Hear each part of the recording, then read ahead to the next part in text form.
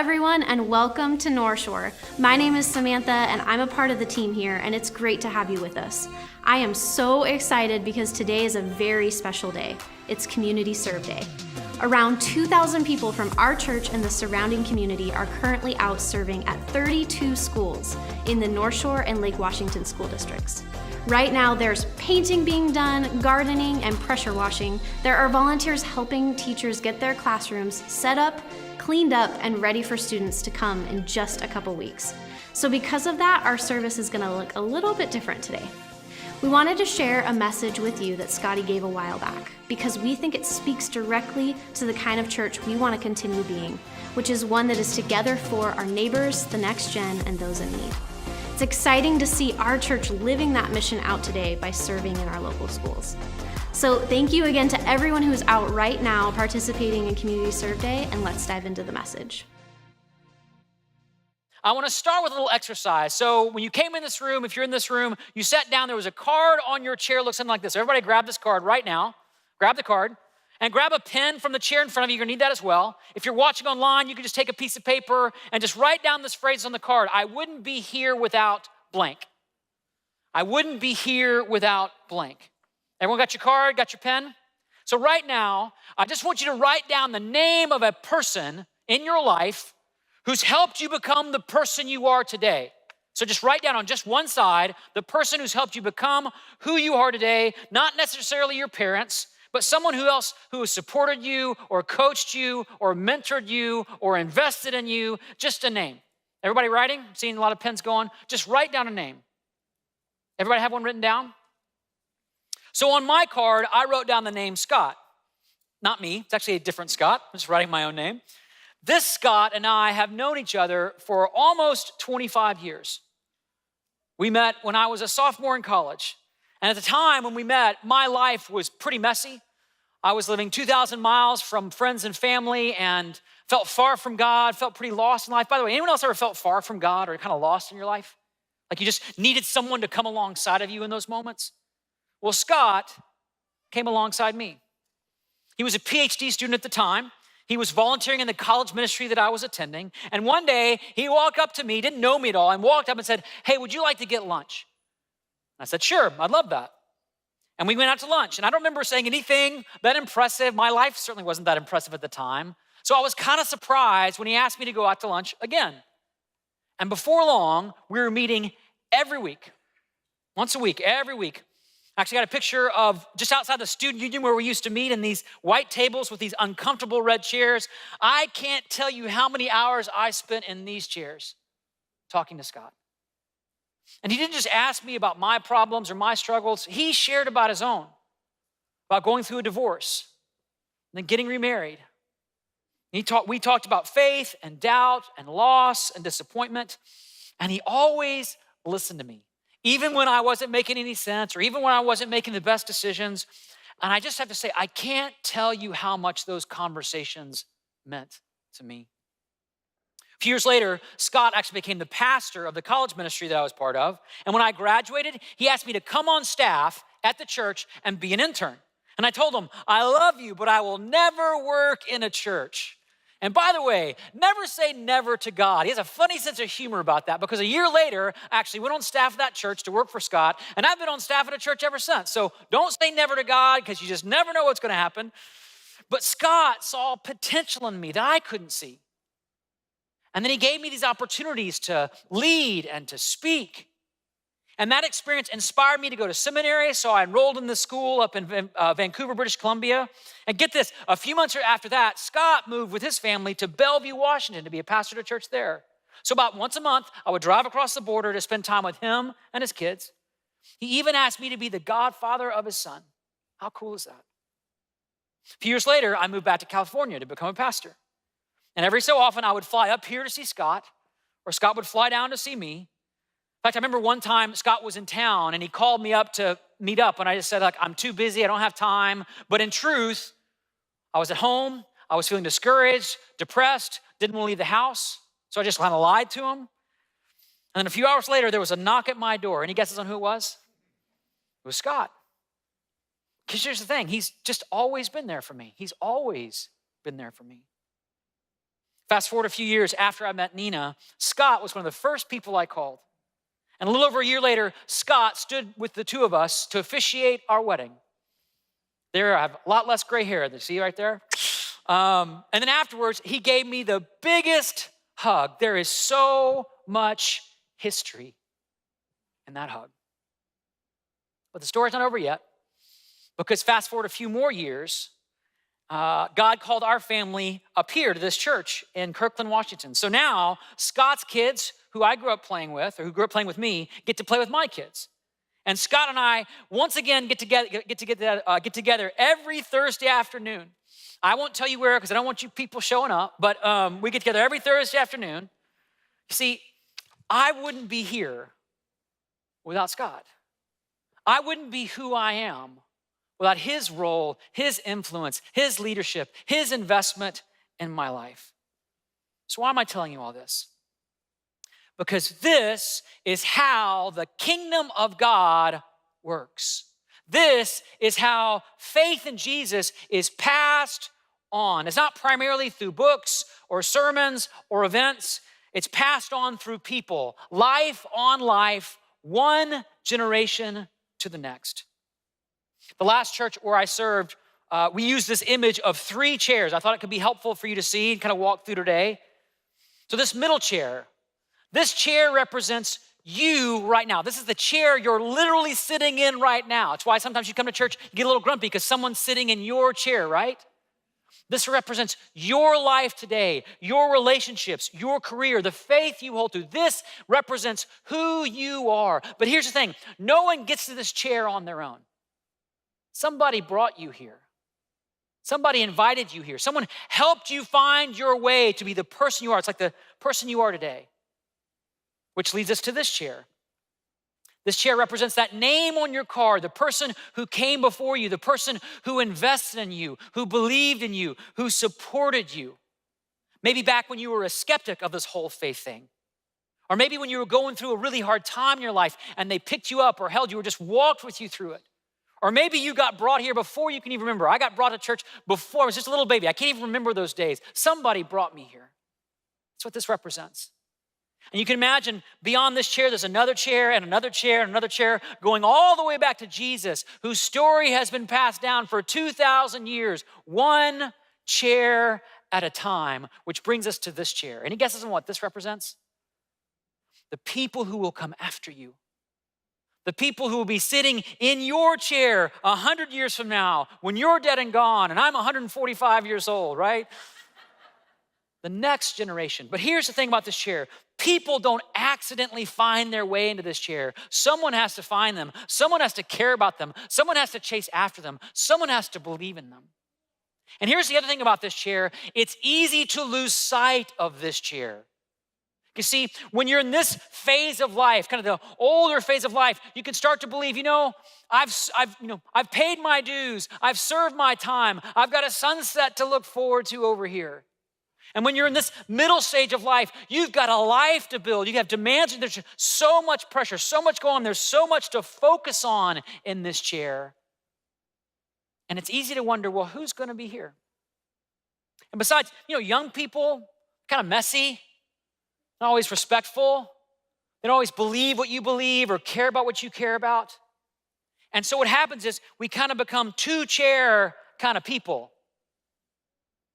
2-chair kind of people where it's so easy to get kind of, stuck in the past or focused on the present, and we lose sight of who needs to be sitting here. And here's the thing. This happens in churches too. Churches that have a great legacy, a great past, that were once full and flourishing, but over time, they begin to decline. They begin to decline. You drive by churches like this all the time. Churches that were once busy and bustling, churches that were once full of people, crowded, but are now just almost a shell of what they once were. Empty on Sundays. It's kind of interesting. In most cases, if you think about why this happens, it's actually not because they stopped teaching the Bible effectively. That's kind of a myth around this. That's possible. That's not the primary reason. The primary reason is because they stopped reaching the next generation effectively. Maybe the church struggled to keep up with the rate of change in our world. I mean, the world changes so fast. Maybe they had legacy programs and traditions that once were blessing so many people, but they struggled to adapt and move forward as the world was changing. Maybe they struggled to equip and empower and let go of leadership and entrust the next generation with leadership. Whatever the reason, the congregation got older and smaller, and the building got emptier and emptier. Because here's the thing, people don't accidentally find their way into this chair. Someone has to tell them. Someone has to tell them. I love how the writer of Psalm 78 kind of describes or paints a picture of this. He writes, I will open my mouth with a parable. I will utter hidden things, things from old, things we have heard and known, things our ancestors, that's that far chair, have told us. They were faithful. But here's the thing, we will not hide them from their descendants. We will tell the next generation the praiseworthy deeds of the Lord, his power, and the wonders he has done. And friends, just so you know, this isn't like a new idea or a random idea in the Bible. This shows up over and over and over. The very first command in the Bible, God says, be fruitful and multiply. In other words, Adam and Eve is not just about you, it's about the next generation. When God comes and makes a covenant with Abraham, that promise is not just for Abraham, it's for his descendants. In other words, Abraham, not just about you, it's for the next generation. When God gives Israel the law, he doesn't just say, follow these commands. He says, impress them on your children. Deuteronomy 6:7.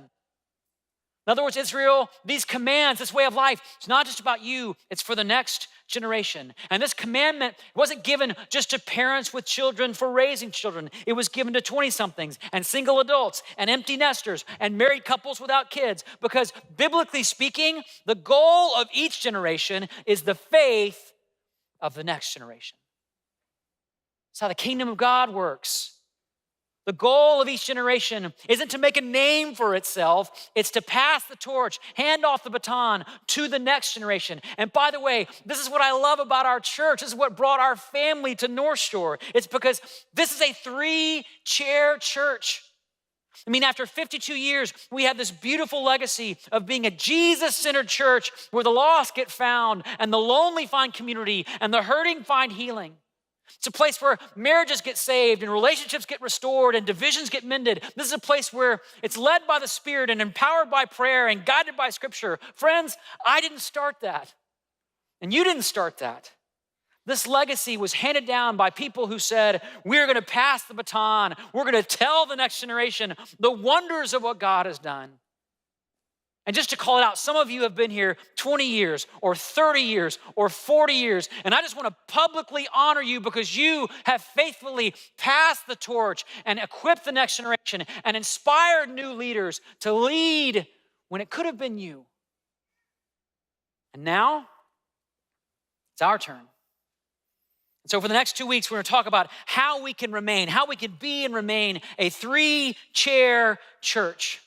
Next week, we're going to talk really practically about our strategy and philosophy for reaching kids and students. You're going to meet some of our next generation staff. You're going to see a lot of them today, actually, in those referee jerseys outside. So make sure you go to the lobby and see what they're going to tell you about out there.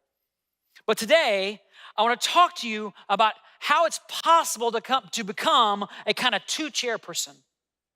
Or how churches get kind of caught up and get sucked into a 2-chair approach to church life. And it goes back to 3 simple reasons. Actually, better yet, there are 3 simple excuses that we make to kind of opt out of this call to reach and equip and love the next generation. So 3 excuses, real simple. First one is this. People will say, I'm too old. Whatever your age may be, you can get this kind of habit of saying, I'm too old for that. Getting older, it's kind of a funny thing. It's both inevitable and it's really hard to accept, right?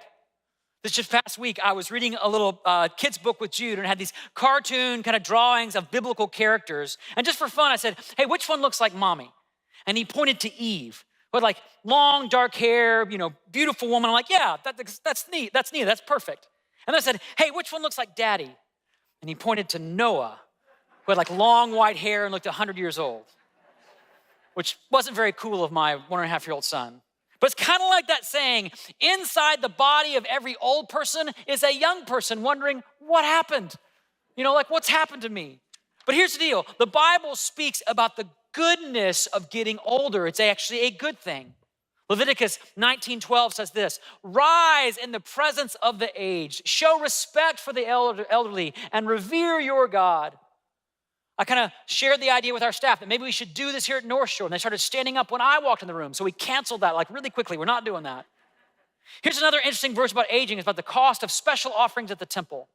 Leviticus writer says, if anyone makes a special vow to dedicate a person to the Lord by giving the equivalent value, set the value of a male between the ages of 20 and 60 at 50 shekels, but for a person 60 years old or more, set the value at 15 shekels. Friends, it's like a senior discount, like right there in the Bible, like, the sort of cheaper version at the offering, right? Or how about Proverbs 16:31? Gray hair is a crown of splendor. It is attained in the way of righteousness. See, this is not me getting older. This is me becoming righteous, okay? That's how that's working. But here's the thing about age, and the Bible's really clear about this as well. It's not just something to be honored. Age is something to be leveraged. Because it means you have experiences to share. It means you've gained wisdom that needs to be passed along. It means you have encouragement and a belief that could bless somebody so much if you gave it. But to do so, it takes effort, it's initiative. It takes staying in the game, if you will. One of my favorite pictures of this in the Bible is a man named Caleb. Some of you know his story. He's one of the 12 spies that Moses sent into the promised land, and one of only 2 that came back believing they could take the land. But because Israel didn't believe, they didn't have faith, they all had to wait for over 40 years before crossing the river. So when it came time for God's people to go into the promised land, Caleb was 85 years old. He waited 45 years to enter the land. But he never complained. He didn't get cynical. He didn't get nostalgic about the good old days. In fact, look at what he says to Joshua. He says, so here I am today, 85 years old. I am still as strong today as the day Moses sent me out. I'm just as vigorous to go out into battle now as I was then. Now give me this hill country that the Lord promised me in that day. And by the way, the hill country was the hard country. That was the hard land to take. But even at 85 years old, Caleb was like, hey, don't exile me off into sort of the seniors club or that kind of thing. Just give me one more hill. Just give me one more challenge. Just give me one more chance. Why? Well, so his descendants could have an inheritance. See, Caleb wasn't thinking about himself. He was thinking like about the next generation. Just give me one more hill. Just give me one more hill. In our context, that might be like saying, just give me a life group to lead with kids or students. Or just give me a young adult I can mentor and pass on some of the lessons I've learned. Or just give me a younger couple to counsel about marriage and family and how to raise a family. Because here's the thing, whether you're 85 or 55 or 25, you are never too old to invest in the next generation. You're never too far out. You're never out of date. You're never too old. Which brings me to a second excuse that gets shared a lot in churches. You'll all relate to this one. I'm too busy. I'm just too busy. And I can tell you, I know enough. I don't know all your stories, but I know enough about you and life and the demands in your life. You're probably all already too busy. You came to church today with a full calendar. The question is it full of the right things? Is it full of the things that are going to give you real life? Is it full of things that are about investing in the next generation? Because here's the thing, there is a big difference between having a busy schedule and having a full life. A busy schedule means you never feel like you have enough time, or you're always bouncing between kind of one event to the next, or you have a lot to do on your to-do list. That's a busy schedule. Having a full life means you're investing in something that counts. You're passing along wisdom to the next generation. Your life is about more than just you. And it happens when you make room to teach or coach or lead or mentor. And by the way, parents in the room, I'm not just talking about being a parent to your kids. I mean, I'm in that phase of life. I get it. We have 2 little ones at home, and parenting them takes up a significant amount of time. But that's not enough. You know why? Because our kids' faith development depends on more than just me and Nina. And research actually bears this out. It shows it's true. In fact, do you know what the primary difference is between kids who keep their faith as adults and kids who lose their faith later? You know what the primary difference is? Research shows it's not based on the kind of church you grew up in or the denomination you're affiliated with or how cool the youth pastor was. The research says the primary difference between kids who keep their faith and kids who may lose their faith is the presence of other Christ-following adults in their life. Think about that. You can throw all the programs and all the money and all the stuff and still lose the next generation if there aren't people who are investing in them. In fact, there's a book called Sticky Faith. It's a great book that describes this research, and they actually recommend the ratio should be 5-1. Not 5 kids to every 1 adult, 5 adults investing in the life of every kid. Which means parents, you know this about raising kids. You can't do it on your own. It's like the old African proverb, it takes a village to raise a child. It takes young adults and empty nesters and high school students and other people investing in younger people. And the Apostle Paul, he describes this same truth in a little bit from a different perspective. He describes it in that second letter to his apprentice Timothy when he says, "But as for you, Timothy, continue in what you have learned and have become convinced of." Why? Because you know those from whom you have learned it. In other words, Timothy was convinced about Jesus not just because of what he had learned, but because he knew the people from whom he was learning it. Timothy knew Paul. Timothy knew Silas. Timothy knew Mark. He knew Luke. He knew Aquila. He knew Priscilla. His faith grew strong because he had a web of relationships with people around him, which means we all have to make time and space for the next generation. Even if you're busy, even if you have to give up something that you love doing. But here's the thing, I promise you, you will find more joy, more meaning, more significance in investing in the next generation than your work or your career or your calendar or your hobby can give you. I promise you. Just ask some of the volunteers who serve downstairs or down the hallway in Northshore Kids. We'll have to watch this message later this week because they're serving all morning, but they wouldn't trade it. Or ask some of the life group leaders who are here every Wednesday night with our students. They give up every Wednesday night, week after week, but they wouldn't trade it because they realize, wow, I'm being filled up with a full life, not just by adding stuff to my calendar that the world says I should be doing, but investing in the next generation. Which brings me to one final excuse, and it's one that people rarely say out loud, but I think it can exist in our hearts. I'm not really interested. Nice message. Good job, Scotty. But at the end of the day, I'm just not that interested. I've paid my dues. I've given my time. I've outgrown all that stuff.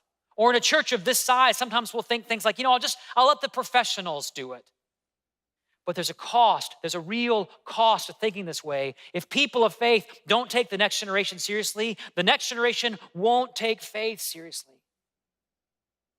They won't. They won't.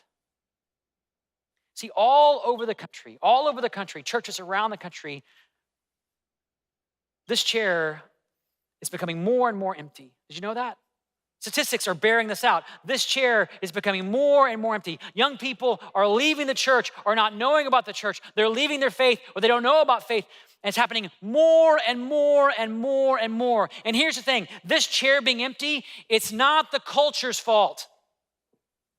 It's the church's fault. And I'm not saying the culture's great. The culture's a mess. But here's the thing, the culture's always been a mess. There's always been narratives that compete with the story of Jesus. There's always going to be worldly temptations that can pull a young person's heart away from God. But that's not why that chair is empty. We are losing young people because the culture is more interested in shaping the hearts and minds of young people than we are. So if we want to see young people come to faith, if we want to see the next generation stand up for God's truth, His grace, His compassion, His justice, we have to take the next generation seriously. We don't just need to move from non-interested to interested. We have to move from interested to whatever it takes. Whatever it takes. whatever the music style, whatever the teaching style, whatever the learning style, whatever the hairstyle, like we're all in on making this happen. And the good news is anybody can do this. You don't have to be cool or hip or wear the right shoes. Young people don't need cool, they need care. And they don't need experts, they need your experience.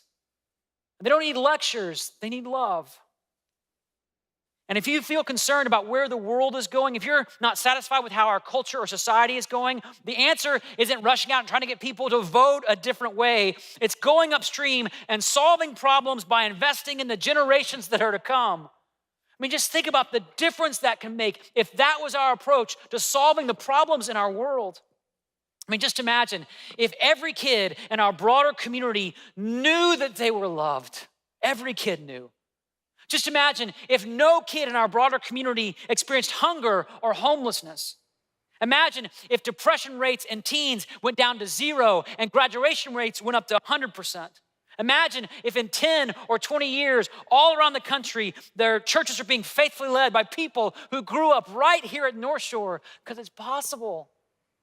This vision, this reality, it's possible, but only if together we make a commitment to tell the next generation the wonders of what God has done. And the best part is, I'm saving the best for last, folks. The best part is you get blessed. You get blessed even more. You get to see God move in ways that will inspire you, motivate you, fill you with joy. In fact, if all you want in life is joy, if all you crave is significance and purpose, don't make your life about you. That won't work out. Make it about investing in the next generation. That will work out. A few weeks ago, we asked one of the leaders here at Northshore who serves in our student ministry to sit down and talk with us about his experience serving the next generation. Tell us some stories. But what he didn't know is that we actually talked to some of the students he was leading to get their perspective on him as well. So take a look at this.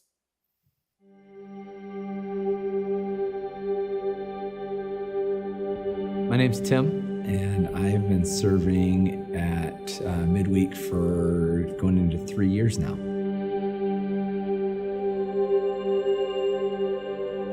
Before I came to Northshore, I always served in like the elementary level, and it never kind of evolved into, middle school or high school. And so then it was kind of like I was challenged or, okay, our kids are heading into middle school now. If you want to be connected and you want to keep them connected to the church and grow their faith, you got to be involved in that. At the time, my initial thought was it'd be good for growing my family's faith and growing that, only to see it grow me and evolve my belief and my connection with the kids and the relationship that is established there. We just got back from summer camp, went to camp with some nerves, knowing that I was gonna have a new mixed group as opposed to my normal 8th grade boys that I've been serving with. And actually just recently it kind of dawned on me or connected that whether I'm leading the 8th grade boys specifically or I'm present, I'm still gonna be connected with them. Because even like at camp, I didn't have all my 8th grade boys that were at camp, and they were still like checking in or come hang out or ask a question or come tease me or whatever. So it was like, okay, yeah, we've created this bond, and it's not just because I sit with you on Wednesday and go through the lesson. We were at camp this last week. We got a group of some of your guys and asked them to talk a little bit about just like you and what you mean to them. No, stop. Like, no. It's been fun, as he's always upbeat and enthusiastic and encouraging. He's very funny, nice, he gives out candy every day. Yeah. I liked him. I think it's been pretty easy to get along with him because he's always, being funny and being participational. He likes to tease people, but we get to tease him back. He also really understands deep stuff and he's really approachable. What has it been like as you've been at your first summer camp? Awesome. I'm definitely coming again next year.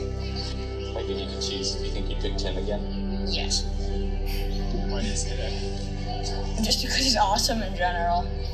Every single time in life groups, he dives in deeper in every sermon, and like I've learned countless things from him. He has cheered me on, and like my journey with God, and I'm getting baptized like next week, and he's helped me with that. It's just really like encouraging and helpful because I know someone has my back and I can depend on him. Tim, you've been a great inspiration and just getting me through camp while having fun and getting closer to God. Thank you for being my leader. I just want to let him know that I think he's awesome. Yeah, and I'm always looking up to him. Tim, thank you so much for everything. You're a great leader, a great person. Thank you for making camp fun. Wow. I don't even know what to say to that. It's not what I do. It's not why I serve, but this is what happens when you connect with kids and help them with their faith. So, wow.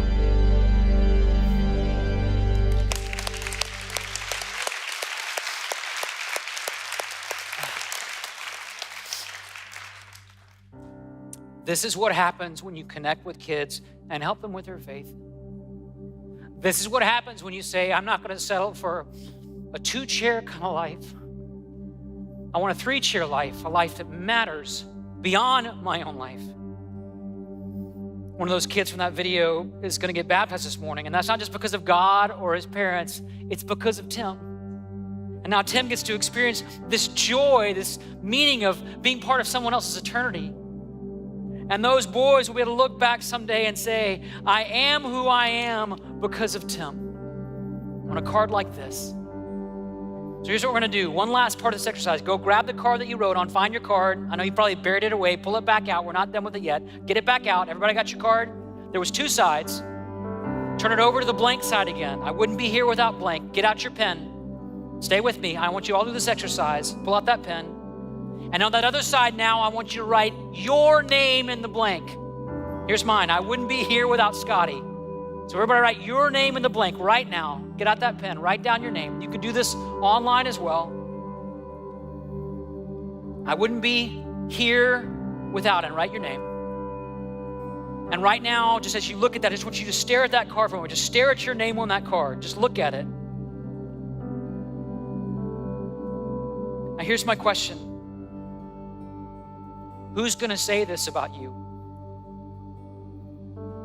20 years from now, who's gonna write down this card in a service like this about your investment in them, your belief in them, your sacrifices for them? And if you're not sure, there's another card you can fill out, and it's this one. It's the Connect card, where you can say, I wanna be part of a team. In fact, our entire Next Gen team is gonna be out in the lobby, throwing flags and acting like referees and having fun. But there's banners on the wall with opportunities for you to step up and say, I don't wanna go through life and have my name not show up on this card. I wanna make a difference. And to remind you why this matters, after I pray, we're gonna baptize some of the next generation right here at Northshore. And if you're a guest with us, here's the thing about baptism. It's a public declaration of a personal commitment to Jesus. And it's not less important when it's a younger person, it's more important. In fact, it's the most important thing, because it means God is still filling up these chairs. It means there's still hope for our future. And all the news feeds and all the media that would say the world's going to hell and you should give up or protect yourself, it's a lie, because God is at work and the next generation is coming and you can be part of it. Because that's how the kingdom of God moves through the world, one life at a time, one chair to the next. And now, get this, the best part is, it's your turn. It's your turn. So let's make it happen. Let me pray. Jesus, I'm so grateful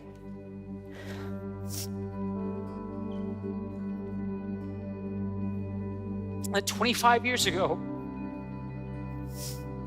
someone walked up to me and said, hey, do you want to have lunch? because my life turned in that moment in a way I could never foresee. But you knew it was going to happen, God. Because every time you send someone out into the world to reach that next chair, a miracle happens. And God, we want to see more of those miracles happening in our midst today and every day going forward. We want to be a 3-chair church, not just looking back at the past or looking at the present, but on to the future. God, inspire us and move our hearts, convict us that there's more to life than just building my own life. There's building their life for the next generation. So help us do that today and this week, Jesus. We pray this in your name. And everybody said, amen. Well, I love what Scotty shared with us in that message. You know, we've been in this series for the past couple of weeks called Worth It, and we've been sharing stories of people here at Northshore who are serving in a variety of ways. Today, we wanted to share Mike's story with you and hear what it means to him to serve with our students. Check this out. My name is Mike, and I serve at midweek with the junior hires, specifically the 7th grade boys. I actually heard Pastor Justin's message last fall about the importance of the youth in our church, and it really compelled me to volunteer with our youth. I actually have 5 kids here at Northshore, and I realized that helping with kids would have a really important impact on our church's future. Serving with the junior hires here has really brought me outside of myself, and it's really helped me to focus on the most important thing, which is bringing people, specifically young people, to Jesus. It's amazing just by showing up at midweek each week. You might not have a really in-depth conversation one week, but the next week you might have a really good heart-to-heart with some of these kids. And you don't know what their family lives are like or what they're going through until you really take time and are consistently here with them. And then they open up about their faith or their faith journey or their belief in God or various questions. And it's just cool to be a part of this group of junior hires and these guys in particular, and to see them as they're kind of going through life and trying to help them and just be there to love on them. The relationships that I formed with the junior hires here have had a profound impact on me, and just kind of leaning into those relationships and learning about their lives. And it's allowed me to kind of honestly deal with some of my own struggles and issues in my own life. I would say if you're going to volunteer at Northshore, don't be hesitant. Just jump in and go for it.